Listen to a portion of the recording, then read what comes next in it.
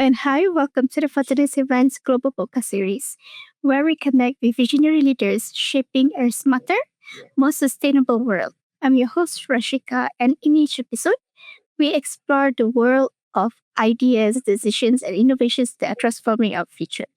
So today we are exploring one of the biggest shifts happening in the industry, the rise of autonomous supply chains, and how artificial intelligence is transforming the way businesses plan, move, and deliver goods. Joining us today is MK, the Senior Vice President APAC at Shipsy. We're also proud to share that Shipsy is the gold sponsor for the 4th Annual Supply Chain and Logistics Summit Philippines 2026. So thank you so much for being part of the summit. So MK, thank you again for joining us today. Before we begin, could you please tell our listeners a little bit about yourself, Shipsy, and what your team is focused on across the APAC region? Absolutely. As you introduced, right, I lead the APAC business in the global farming motion for Shipsy. We are an AI-native digital supply chain platform, which is right now operating across 8 countries in terms of our offices and 49 countries in terms of customers. We help customers from their entire journey, from first mile to last mile when it comes to transportation, as well on the warehousing side. Now, if you have to just put the things in perspective, what Shipsy sits in, right, you would find a lot of solutions which are there, which have been there for like 30, 40, 50 years in terms of transportation or warehousing, right? Those are the legacy players who've been there. And then you have a lot of companies which came in last 10 years, which are majorly coin solutions. Shipsy actually was only AI-native supply chain, end-to-end digital supply chain platform, which has come in last 10, 11 years, which actually solves the problems from end-to-end, from warehousing to transportation, which has a depth of all the legacy players that you look at, as well as the smarts of the new age platform that you have in the market. I understand. Okay, thank you so much, MK, for the brief introduction. So now let's jump into our conversation. Okay, so first thing first, MK, Shipsy talks a lot about autonomous supply chain powered by agentic AI. So could you please help us understand what does that really means, and what does an autonomous supply chain look like in practice, and how is it different with the automation many organizations are already familiar with? Great question, actually. And I see a lot of people confusing between autonomous and automation, right? We need to understand that automation follows a fixed rules on the happy path and tells you when something breaks, versus an autonomous supply chain notices what changed, decides, and also executes and fixes itself, right?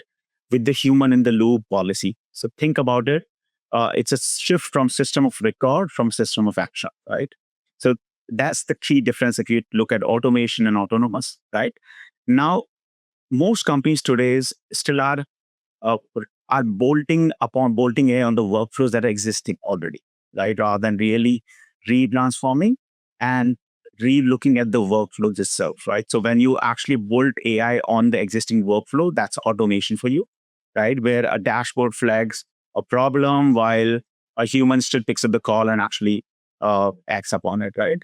So let's put it versus the value only shows up when it comes to AI or autonomous, when you redesign the workflow so the system can act. Visibility without execution is a theater, right? Autonomous doesn't mean no humans, right? It's sequence, assistive, then supervised, and then automated, right? Agents act within business rules and confidence threshold, right? Below the threshold, agents would escalate to a person. Above the threshold, it acts upon it, right? Every action is logged. Idea is the trust is the unlock, not the model quality, right? And if you look at, right, the current honest state of the industry, in my view, is that agents have grown from concept to reality in the last year, right? What hasn't caught up in the operating model is the governance, the guardrails, the accountability. That's the real gap. There's the real work now. And it is what we are built for, right? And we are working on. We built it as a digital workforce. Purpose-built agents with a job, a control tower, a customer experience agent, a driver assist agent, a settlement agent, co-workers that take real work of the team, not a chatbot on top of the legacy Slack, right? So if you look at the concrete contrast, traditional TMS flags that delivery is running late, right? Autonomous supply chain would resequence the route, message the customer, inform in their language, update the systems, pulls in a human only for the genuine exceptions, right? What we have seen for one of our customer is that the control tower agent resolved 94% of routine tasks autonomously. At Apollo 24/7, which is one of the largest pharmacy based out of India, right? 90 to 95% of active orders run without human intervention, right? So autonomous automation waits for you to tell it what to do. An autonomous supply chain notices what changed and does something about it and still asks human to make sure when it isn't sure. If so that answers the question. Understand. So autonomous, it still requires human touch in its space. Yeah, I understand. Okay, thank you so much, MK, for the explanation. That's a great one. So now moving on to the next question. So Shipsy powers logistics operations at an incredible scale, processing more than 650,000 containers every month and supporting over 16 billion parcel deliveries globally. So at that level of complexity, MK, what's one operational challenge that simply cannot be solved without AI playing an active role? Okay, coordination at exception scale is one of the things which you need to understand, right? Past a few million shipments, the exceptions per day exceed any human can handle or human team can triage, right, in time. The bottleneck isn't seeing the problem, it's acting on all the problems fast enough, right? At this scale, you get tons of thousands of exceptions a day, a delay forming somewhere, an address that won't resolve, right? An invoice that doesn't match the GPS trace, a COD mismatch. People can't read, rank, and act upon before they compound. Things slip in the noise, right? Uh, a truth in the industry doesn't say enough, or rather, a truth that I realize the industry doesn't say, the parts of business that most physical goods, right, which is our operations, logistics, are unfortunately the farthest behind on AI, right? Even though that's exactly where the exceptions are and cost slips and then impacts the bottom lines, right? So AI isn't about doing one task faster. It's watching everything at once, deciding what exceptions matters, acting before that cascades, right? A dispatcher watches maybe let's say 14 hours, and agent watches everything together. Surfaces only watch major judgment.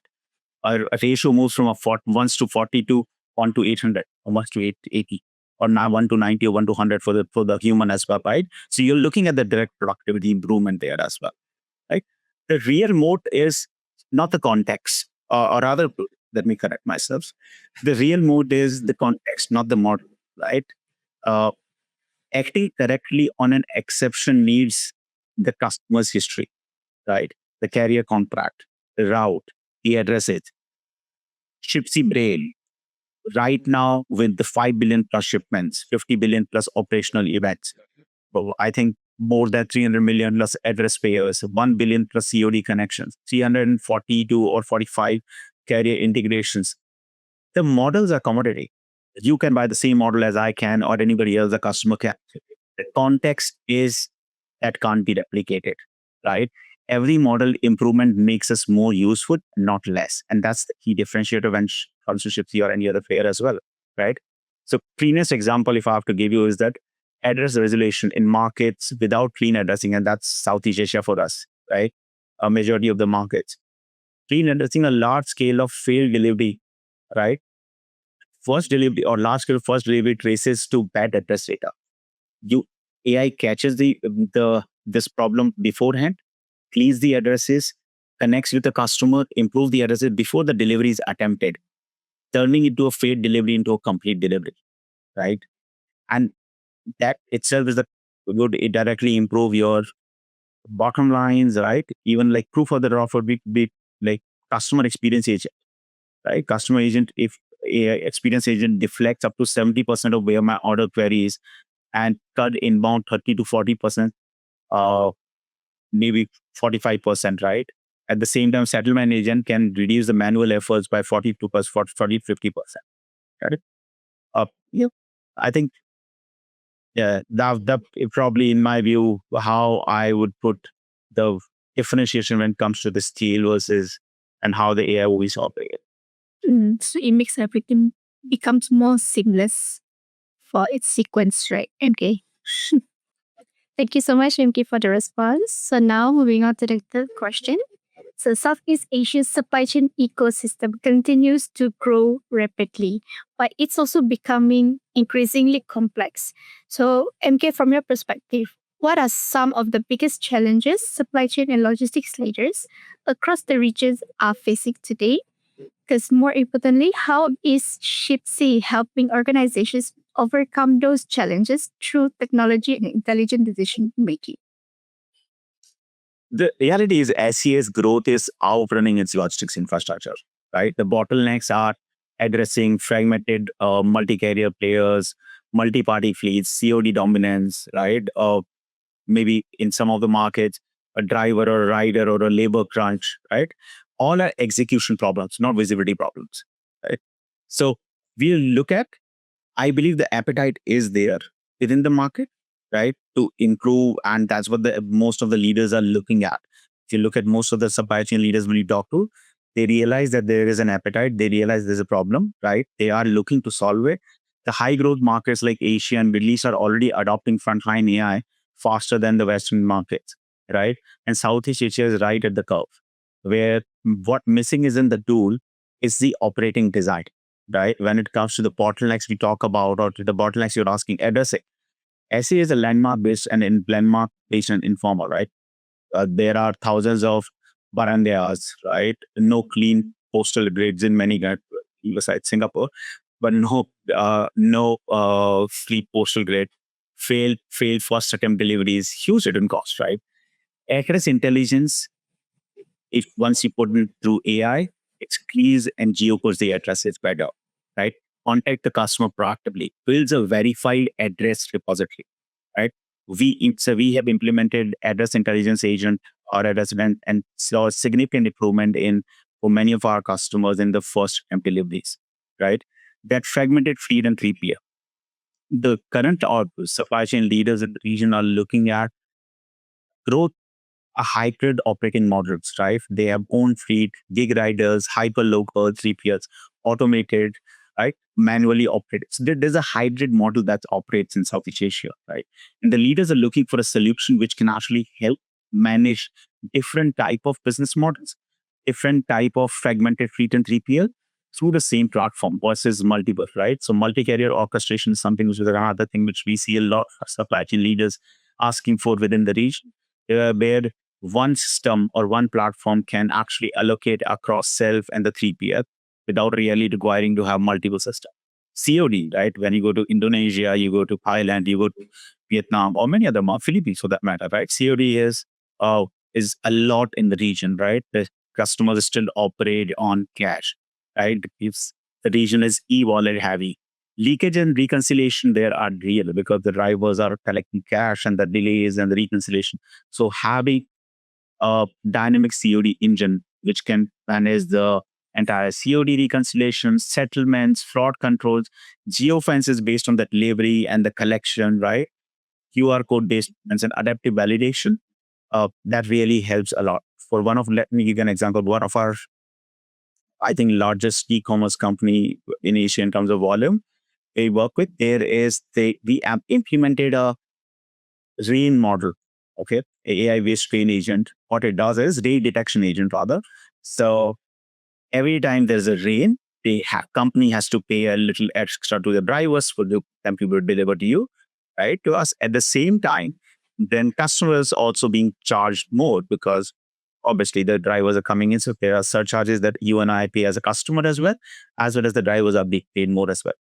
So how do we actually detect when it is raining and when it is not raining across the country and you're delivering millions of parcels in a day, right? How do you do this detection is where we implemented the agent which actually is able to detect based on the image or the video that's been uploaded by a carrier. uploaded by the driver or rider. And it also checks it with multiple sources from the map to weather. At the same time, identifies the image in the video. If that video is fake, that video is fraud, checks all this information and auto applies those surcharges and for the drivers as well as for the customer. What it results into to all the cost that additionally was being paid to the drivers, sometimes because of the ill-informed or wrong information being passed on to the drivers in terms of rain being there and surcharge being applied and being charged to customers, both reduce significantly. So you're actually charging less to customers at the same time drivers less. So your customers are happy and you're able to reduce the cost of business as well. Labor and rider cards, right? So there is a significant labor shortage we are seeing in multiple companies or countries here in the region as well, because more and more quick commerce or a last mile or 1 hour delivery, 2 hour delivery windows are increasing. So you don't see too many drivers who wants to do line haul. You don't see too many drivers who are really ready to do even the daily deliveries as well. Drivers are looking at working more with Grab, working both with similar companies, right? So having a driver assist, which actually enables driver assist agent enables the drivers to really be able to deliver better, right? Helping improve their productivity, real-time guidance, payout transparency. So making sure the drivers are feeling more connected to this thing. So improving the driver loyalty towards the platform or the customers. And that's also help our customers to retain the drivers better, right? At the same time, I think one of the things which we are seeing, and that's what many of our customers are really liking about it. And other than the solution is that our commitment to the region. So when we are interacting with the most of the regional leaders or the most of the companies in the Southeast Asia region, right? They understand that we are committed to the region. We are already present, running high trust deliveries, already running on in Philippines, in Indonesia, in Thailand, in Malaysia, Singapore, right? And we are present across and down the team and the partners in the region significantly as well, right? So I think that's been one of the key things, which is what that most of the companies and the leaders are looking at from the bottlenecks and how we are solving it right now when we are interacting with them. And if I have to just maybe give you all one broad bottleneck, which I feel makes a biggest impact, right? In Southeast Asia is the address, right? Address is the bottleneck if the truck even moves, right? Fix the address and half failed deliveries disappear for you. Mhm.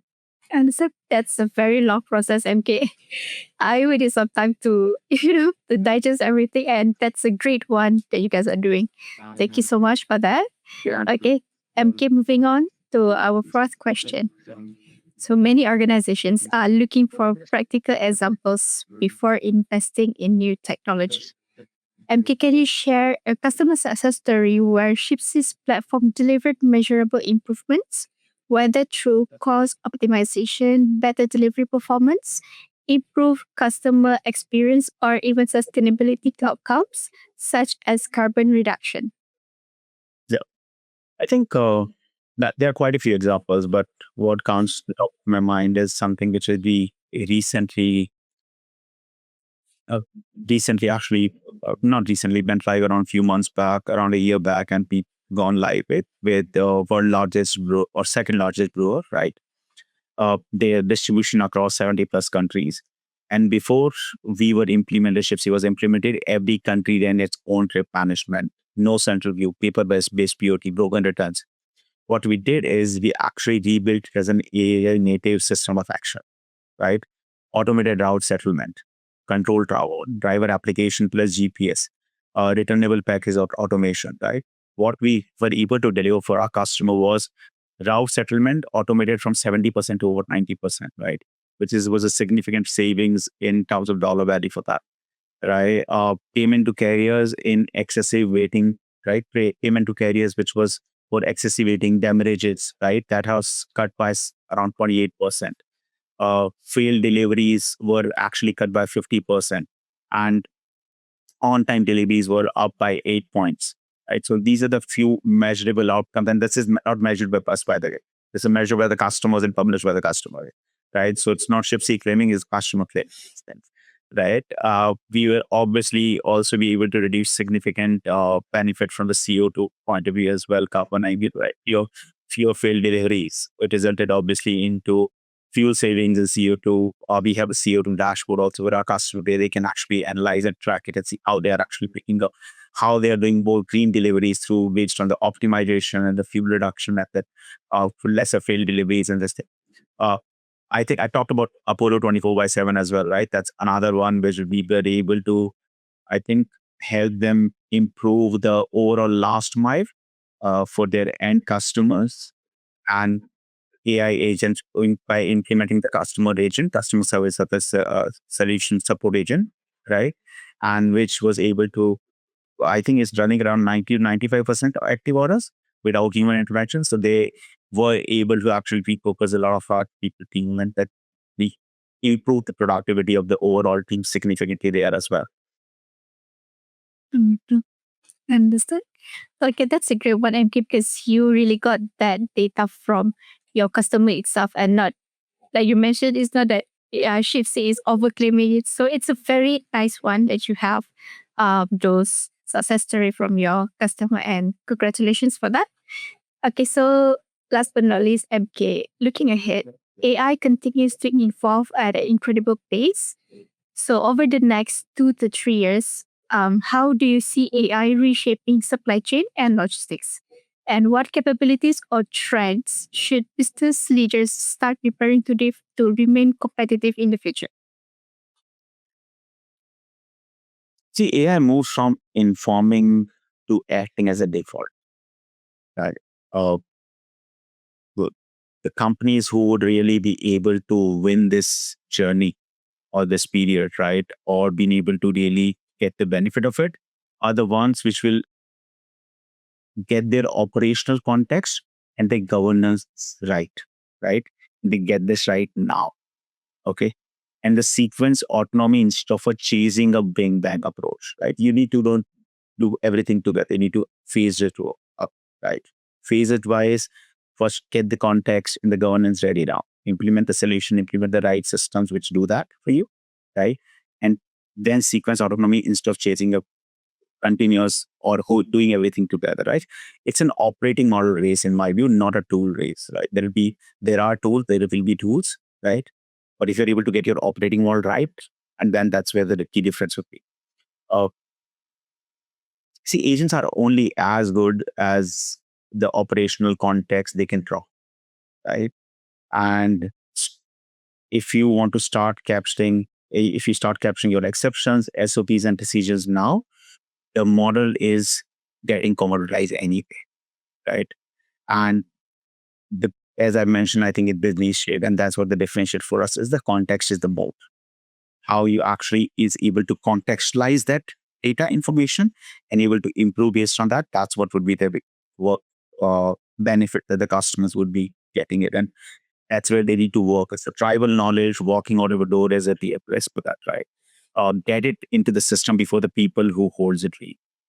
What has been the reason for systems to be there as well? If you look at there have always been the reason that the knowledge and that lies within the person who is operating it versus in the systems. And that means when the person leaves or goes somewhere else, you lose that knowledge, right? And that means the system doesn't learn it. The agent doesn't learn it. Your context is not there. You don't get the value. Right? You will not, doesn't matter which tool you implement, you won't get the value out of it, right? Um, I think also change the scoreboard in my view, right? Adoption tells you people are using AI. Like you're looking at how about his adoption was not whether it's what it's paying off or what benefits it's getting, right? Uh, Watch business outcomes. As business leaders they need to look at the business outcomes, not uses of AI. Uh, Saving people time is good, but converting into value is the hard part.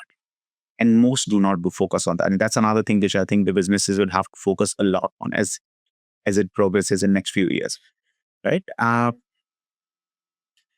think if I lead the APAC leaders with one thing, right? I would say don't chase the smartest demos, right? The models are getting commoditized. Get your operational data and your guardrails ready, redesign one high-cost process properly, right?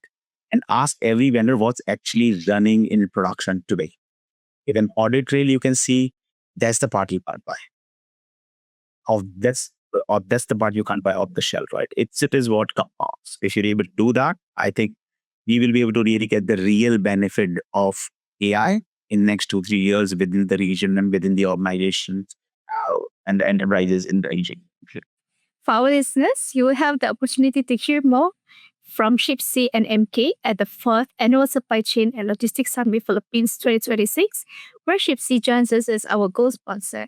And also MK will be taking the stage for a featured discussion entitled The $1 to $4 Problem, What Retail and FMCG Logistics Look Like when Agents Do the Chasing, alongside the President and CEO of AppCentric and InfoCentric. So together they will explore how AI agents are transforming retail and FMCG logistics and redefining operational efficiency. So again, to add MK, the Shipsy team will be moderating an interactive roundtable discussion, offering delegates the opportunity to engage in meaningful conversations around the latest challenges, innovations, and opportunities shaping the future of supply chain logistics. So, MK, do you have anything else to say before we end our session? No, firstly, thank you very much for this interactive session. And I honestly look forward to interacting with enterprises there in the full supply chain event on 5th and 6th in Manila, right? Would love to share what we are doing across different organizations across 49 countries. At the same time, would love to learn what problem statement they are facing right now, what are the problems that they are trying to solve, and how we can contribute in terms of creating value for that. I understand. Thank you so much again, MK, for that. So to everyone, if you haven't registered yet for the summit, now is the perfect time to secure your seat. So we look forward to welcoming you to Manila on the 5th and 6th August 2026. And please meet Shipsy on the summit. So ask them anything you want. Tell them about your problems. Tell them your stories. They can help you with in any way they can. So thank you so much for listening. I will see you in the next episode. Thank you so much, MK, for your time today. See you at the summit. Bye. Thank you. Bye-bye.